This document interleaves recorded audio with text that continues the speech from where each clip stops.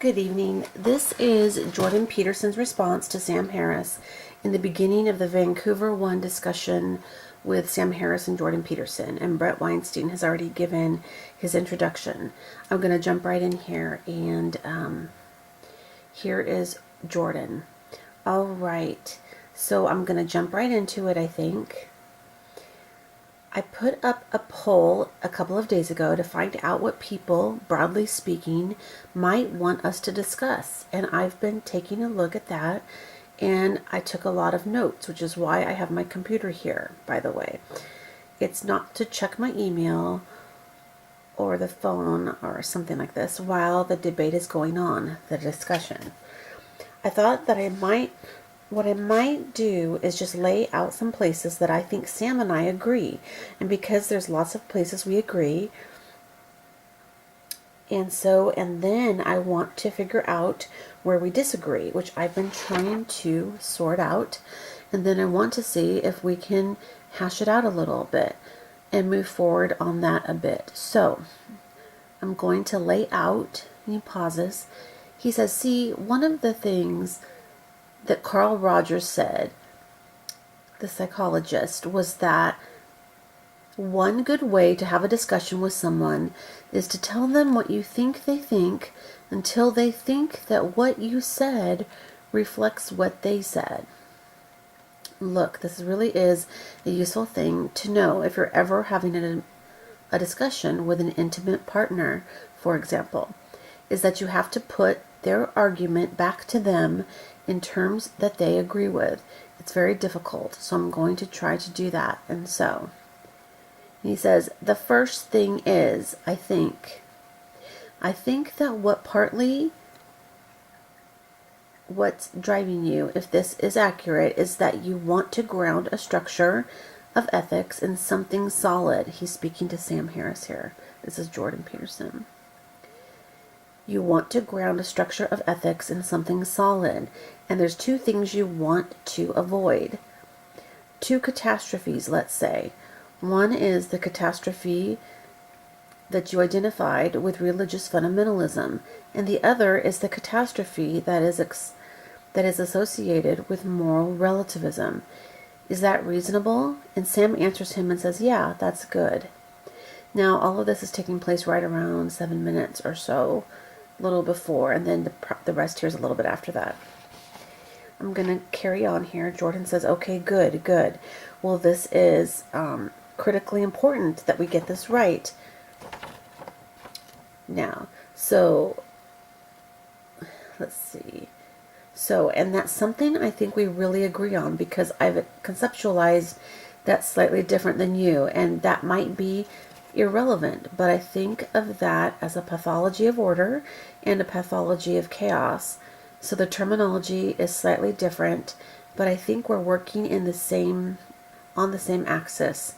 So that's the first thing. And then in order to do that, and it seems to me that's your first priority, and then maybe your second priority is something like, you see undue suffering in the world, plenty of it, and you would think that things would be better if that wasn't the case. And that this morality, whatever it's going to be, is at least going to ground itself in part on the presupposition that the less undue suffering in the world, the better. Does that sound reasonable? And then Sam goes on to answer him that yes, but he wants to give the positive side of the continuum on that as well, and carries on. And I'll pick up there in the next video. But I wanted to speak on a couple of things I just read about that jumped out to me in particular. And all of this really, for me, is an effort to really absorb and take down and break apart these 4 discussions, because they're really fascinating. These, no matter what you think or believe, these are critical things that we should all think through fully and weigh in on where we stand on these things, because a lot is being suggested within them as well, and it gets really interesting. But I wanted to go back to the part where Jordan is saying to Sam that what he thinks is driving Sam, and Sam agreed on this, so this is critical. that you want to ground a structure of ethics in something solid.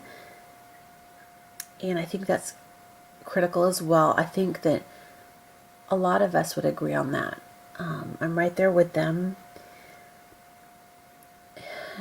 And then, in keeping with that, avoiding the catastrophe of moral relativism. It's almost like these just can't not go hand in hand. They very much do go hand in hand. The moral relativism is just that thing that can we be the things in the world that account for our moral code? What is that baseline? Where does our morality come from?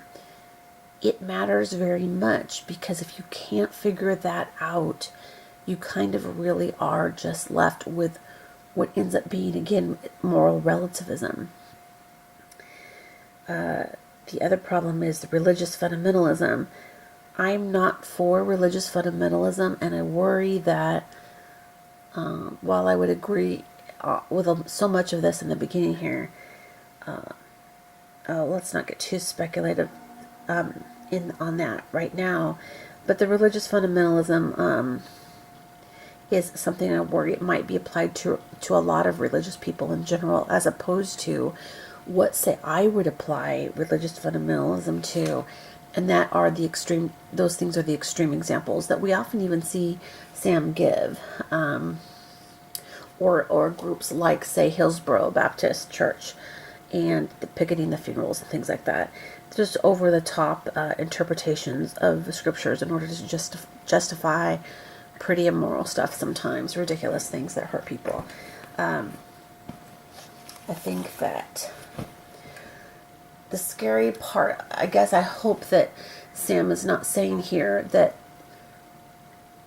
he's blaming distortions of revelations of God to people on the extreme actions of those that distort it very clearly. And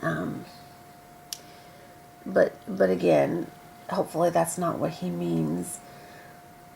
And I think that what happens there is sometimes I worry that what's driving the bus a little bit with Sam is that he's made such a decision, he's so much on the side of things that he can't contemplate something that might be possibly true if it already doesn't comport with what he believes. And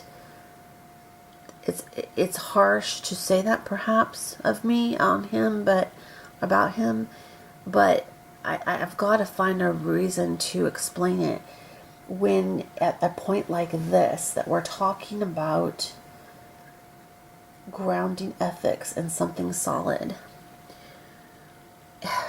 It makes sense to me that whatever the mind is, whatever the thing is that accounts for all that we know and see of in our universe, beyond, for all of history and all of humanity, whatever that thing is that clearly has set some moral code inside of humans, at least, it would guess what would ground morality and ethics, whatever that thing is.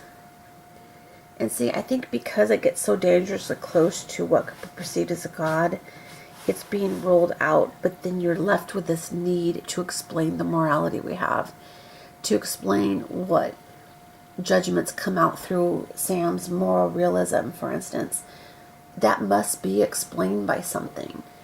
And the one thing that I can think of that has literally made an effort to reveal itself to us, you don't even have to agree with this, but it's a thing out there in this universe that has been presented to humanity as a form of revelation. Again, don't get tripped up on that you agree with what that thing is or not, as much as that it's been something that's put out there as that stance, that grounding, the anchor of morality for people, that at least would set it into human beings so that we have it in us in an undeniable way.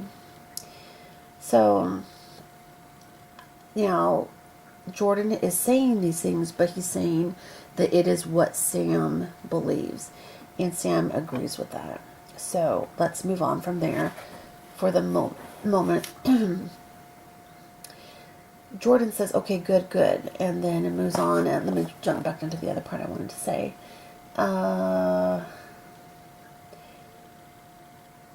So we've got the priorities in place to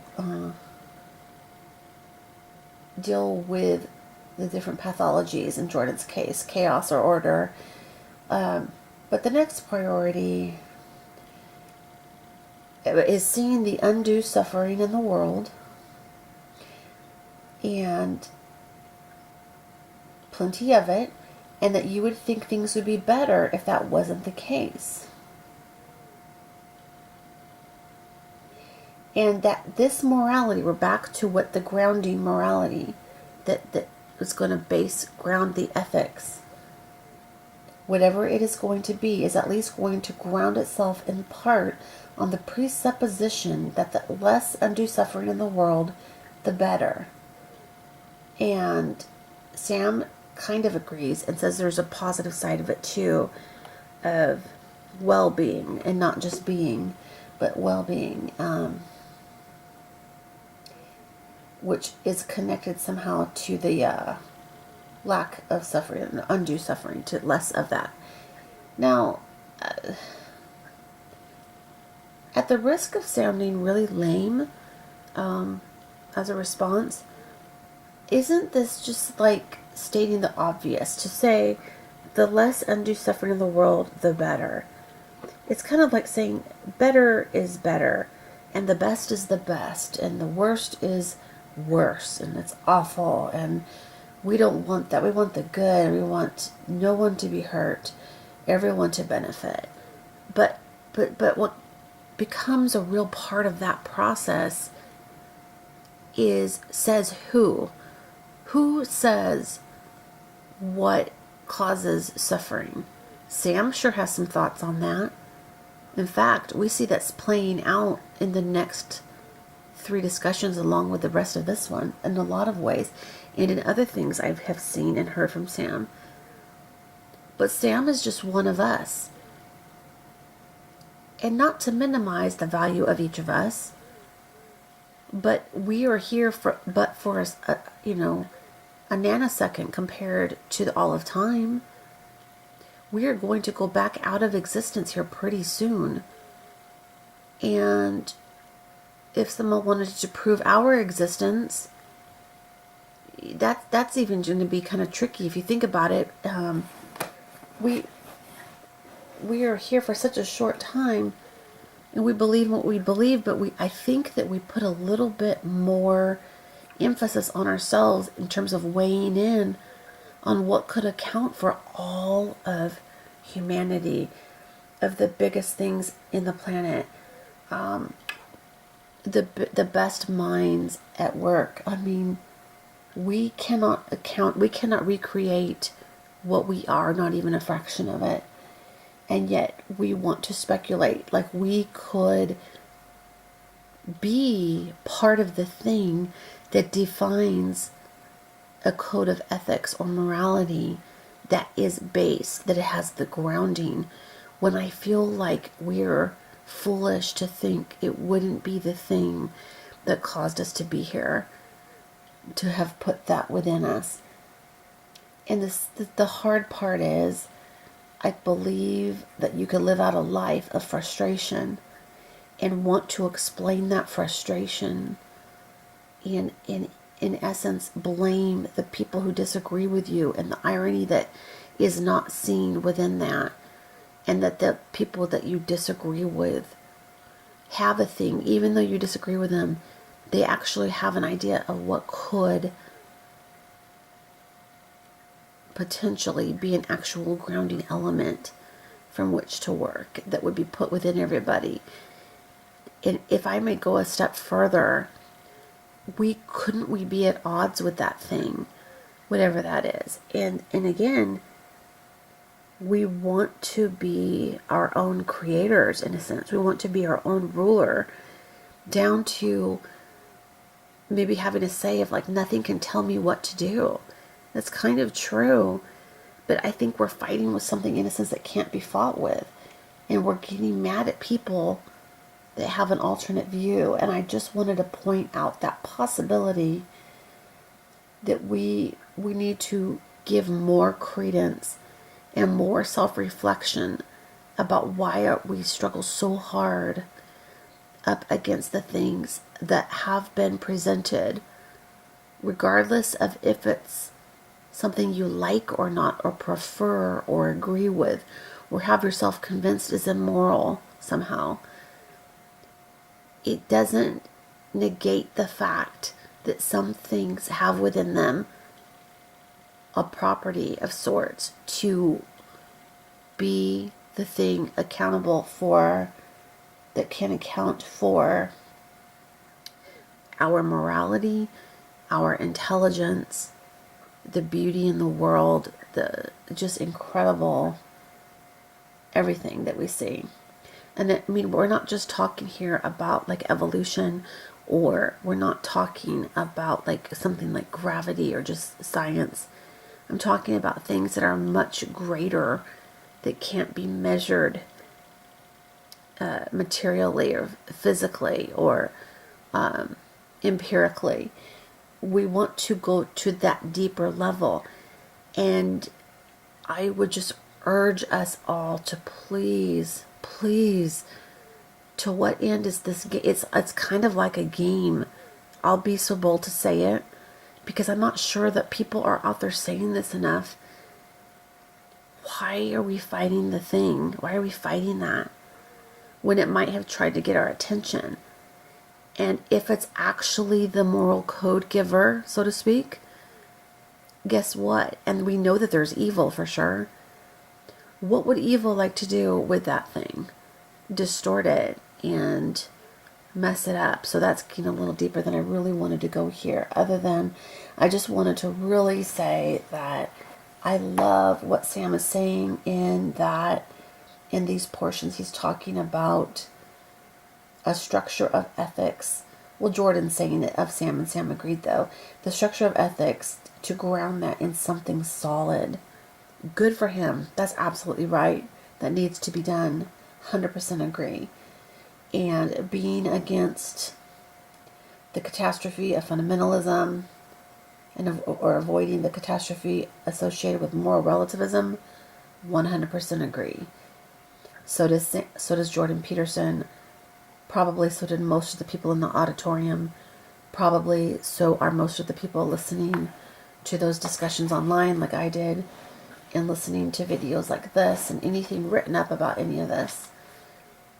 Therefore, what follows from that, though? Because very clearly we are on different sides here.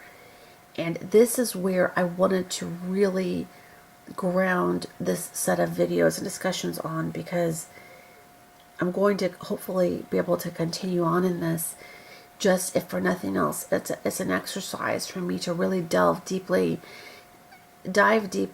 however you want to say that, into what's being spoken of, because it needs to be looked at.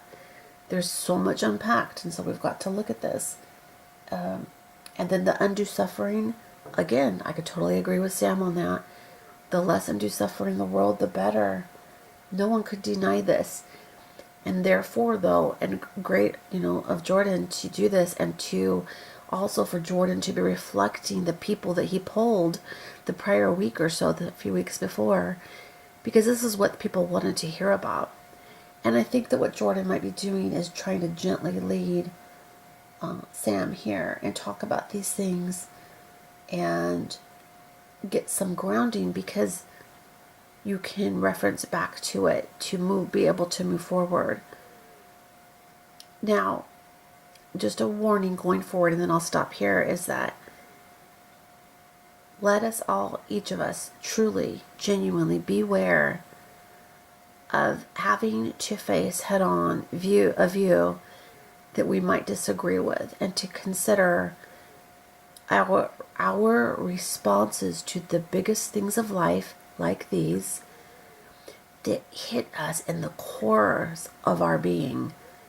I don't think that this is an accident, If you're watching this right now, that's probably not an accident that you also care, at least to some degree, about what Sam and Jordan are talking about. I don't even know how there's a human alive that, if they could contemplate these things, wouldn't want to know more about the thing that grounds it. And it's interesting. And on that note, look at how we're talking about this. Look at how Jordan and Sam are talking about this. It is as if they're trying to create something instead of discover the truth of something.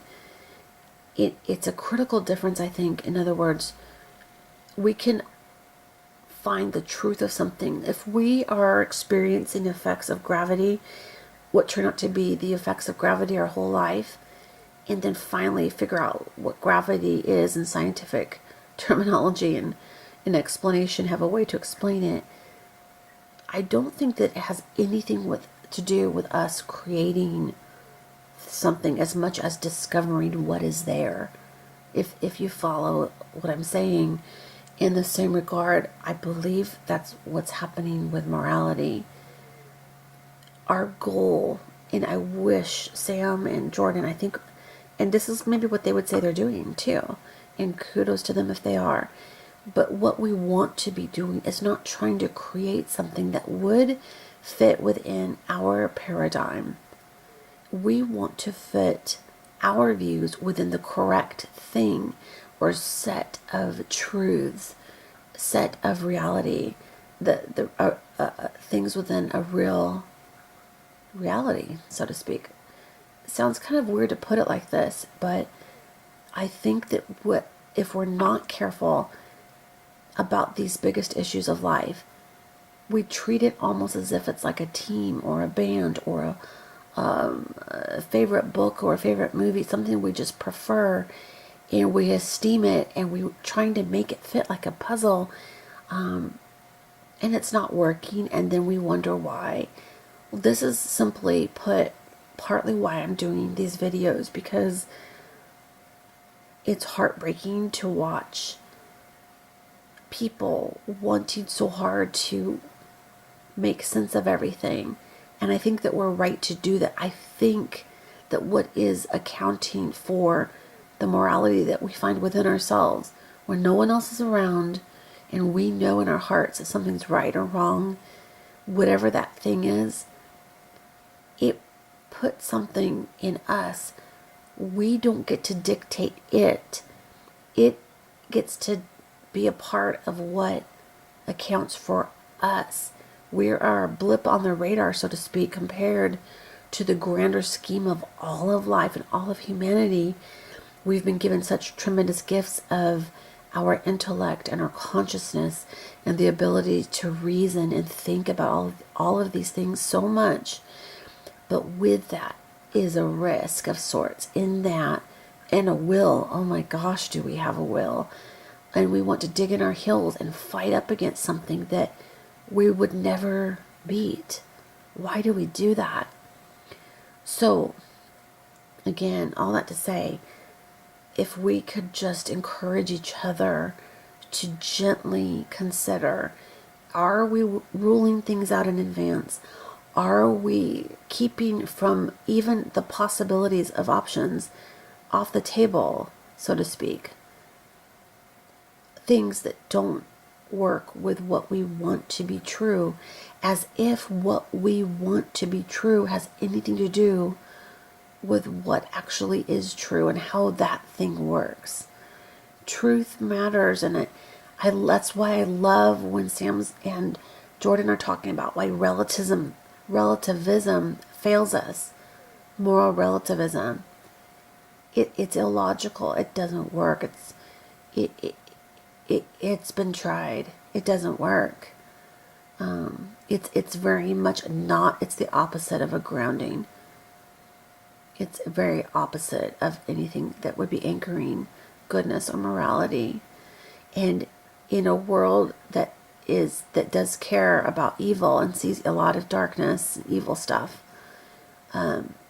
we want to know more about these things legitimately, other than just say, I've got an opinion on it. we can live and then die with high hopes of something that we're not facing with a realistic attitude or mentality. So anyway, that said, I'll end it there and pick up here again soon with Sam's answers.